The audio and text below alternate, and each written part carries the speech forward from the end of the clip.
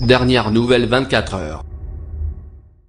Les forces de l'ordre ont lancé, vendredi 20 avril au petit matin, une vaste opération pour lever le blocage de l'université de Tolbiac à Paris, lieu emblématique de la mobilisation contre la réforme de l'accès à l'université, indique la préfecture de police de Paris à France Info.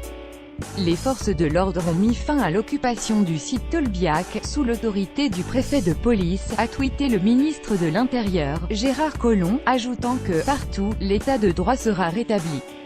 Une opération d'1 heure, à 6 heures, plus aucun étudiant ne se trouvait dans les locaux de la faculté de Tolbiac, annonce la préfecture de police de Paris. Au moins une centaine de CRS ont pénétré à 5 heures du matin sur le site, une tour de 22 étages occupée depuis le 26 mars, quelques jets de projectiles. Dès l'arrivée des forces de l'ordre, plusieurs occupants du site ont escaladé les grilles de l'établissement et quitté les lieux. Selon la préfecture, les CRS ont essuyé quelques jets de projectiles, qui n'ont pas fait de blessés, et ont ensuite rejoint les amphithéâtres, où de nombreux étudiants s'étaient regroupés, une personne interpellée.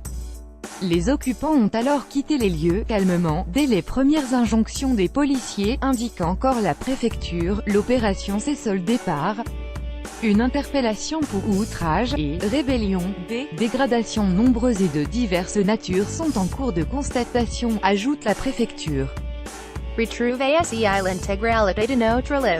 Il se félicite que l'opération d'évacuation n'ait pas fait de blessés chez les occupants et les forces de l'ordre. 10h43, il y a plusieurs centaines de milliers d'euros de dégâts, alors qu'on avait fait 800 000 € de travaux ces dernières années, tout est à refaire. 10h46, le président de l'université Paris 1 s'exprime en direct après l'évacuation de Tolbiac.